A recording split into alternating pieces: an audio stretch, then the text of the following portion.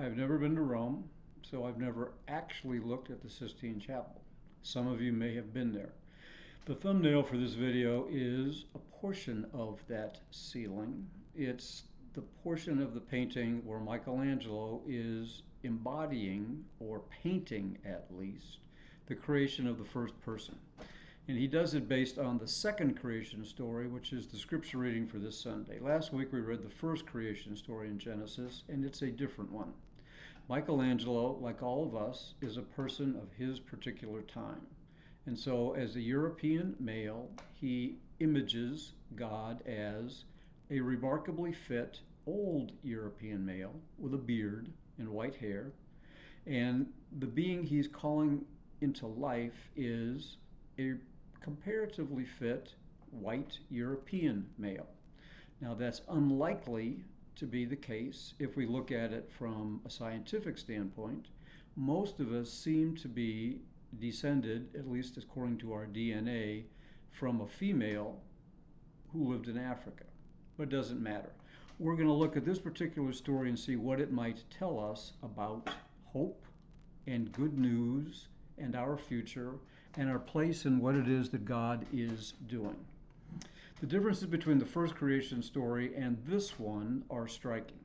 In the first creation story, God calls things into being simply by speaking. In this one, God is personified. You can look in Genesis 2, you'll see that God creates people, or the first one anyway, by taking some dust, some dirt, some mud. You can translate the word Adma all those ways, and creates a person by molding it with God's hands and then breathing into the nostrils some breath. And there's the word again we're going to be using all through the summer. The word that can be translated as breath, or as wind, or as spirit, or for some people as God's Spirit. This person comes into being.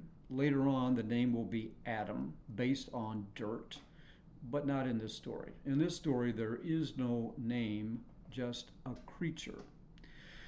The creature lives in a garden and can eat, but the creature is lonely, needs what in the King James Version is called an help meet. And that means, in the English of the time, a fit helper. So God tries to solve the problem by creating a fit helper, beginning with animals and birds. And each of them are introduced to the person, who gives them a name and gets to know them, but the problem is not solved. There's not a helpmeet. So the person is put into sleep, a bone is removed, a second creature is made, and there we have the helper, the one who will be fit to be with this person, and both of them will be tending the garden. Now, the writer of this story is a person of his time, like Michelangelo was a person of his time, and I'm using the word his purposely, because the way this story is told, rather than the way it's told in the first creation account, where people are created at the same time, both male and female, here we have what will become a male first and a female second.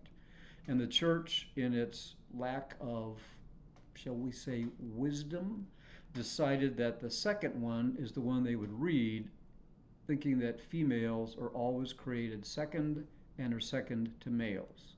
We, of course, know better than that, or I hope we do, but we still have this story and we still get to look at it and decide what can we use and what is it that may no longer quite fit what it is that we believe or wish to think. I'm thinking about breath this summer, about our breath. I'm thinking about the fact that we've been concerned about our breath for a long time. I'm also thinking about the fact that we're going to be together. And together in worship, we're going to look at ourselves as those who are tending, maybe not a garden, but this church, perhaps each other. And I'm also knowing that for many people, even though we're out and about and moving around, there's a feeling of lethargy, perhaps, a feeling of malaise. There's certainly some anxiety. What's the future going to be? Am I going to be safe? Are the people that I knew and loved still going to be around? How are we going to return to what used to be normal, aware that some things are going to be very different. So we're looking to our breath as energy. We're looking to our breath as a source of life. We're looking to our breath to see if God is present and active, and it's worth looking around. Where do you find energy? Where have you found the presence of God in your life? Who are the fit helpers that you can find? Who is it that will help you find life once again? Who will be tending to you? To whom will you be tending? Where is the good news for us? And there is some. And how do we find it so that we are careful tenders, careful gardeners, careful stewards of God's creation and of what it is that we have been given?